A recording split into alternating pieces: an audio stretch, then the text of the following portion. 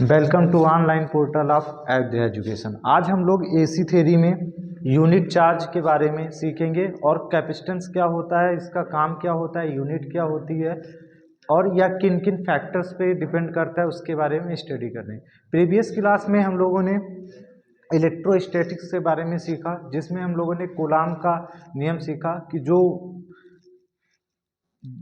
दो आवेशों के बीच में लगने वाला जो बल होता था, दोनों आवेशों के क्या होता था, Q1 और Q2 के समानुपाती होता था तथा उनके बीच की दूरी d के वर्ग के व्युत्क्रमानुपाती होता था। और उसके बाद में दूसरा नियम था कूलाम का कि प्रत्येक चार्ज के बीच में एक अट्रैक्शन और रिपल्सन का फोर्स लगता है।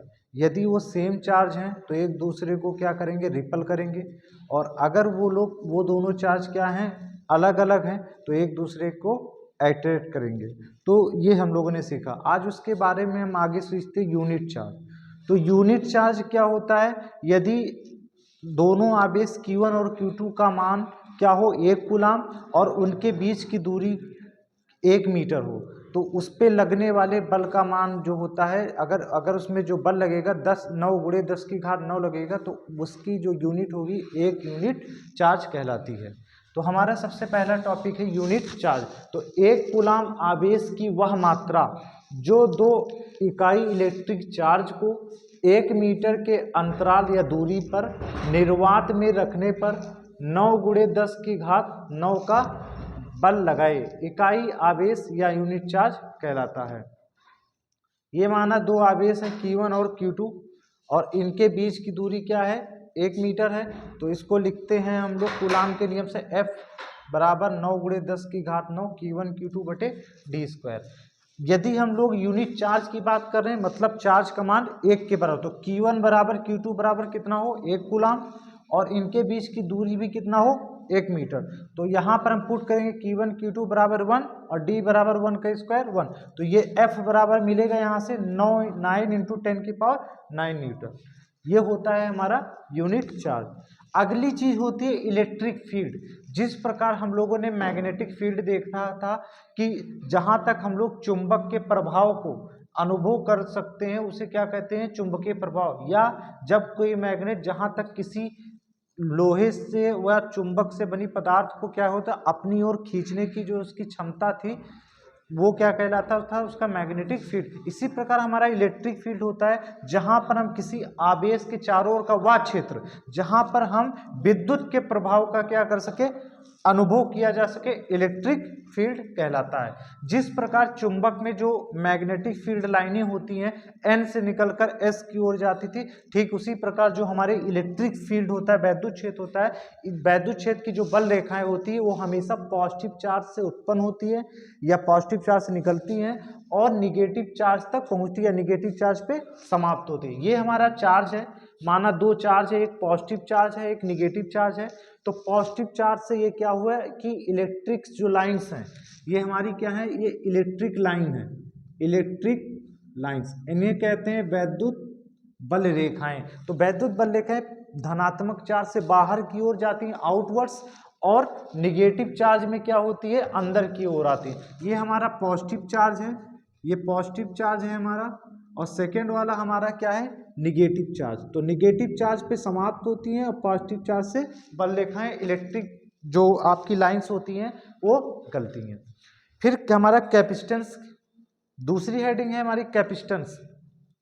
तो किसी कैपेसिटेंस एक गुण होता है किसी पदार्थ का, वह गुण अगर 2 चार्जों को हम किसी इंसुलेटिंग मटेरियल से क्या करते हैं, सेपरेट करते हैं, तो उसमें जो चार्ज को स्टोर्ड करने की कैपेसिटी होती है वही उसकी क्या कहलाती है, धारिता।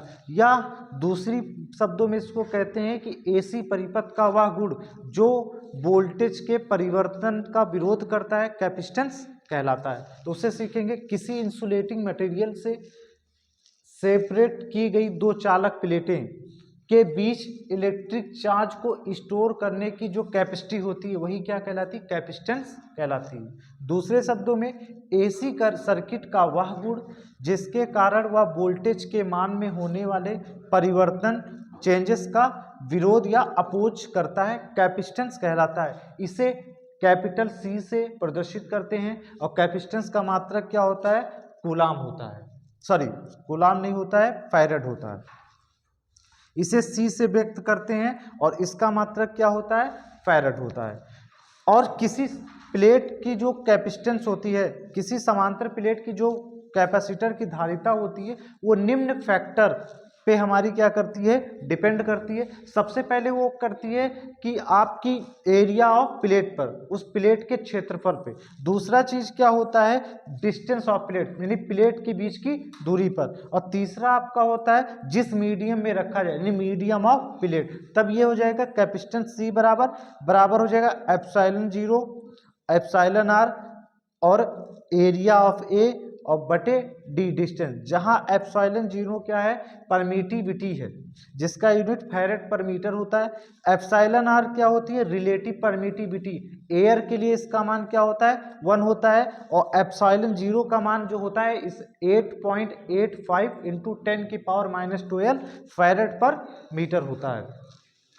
इसकी जो यूनिट होती है फैरेड पर मीटर होती है। और एप्सिलॉन r जो होता है रिलेटिव परमिटिविटी होता है, जिसका कोई भी मात्रक नहीं होता है।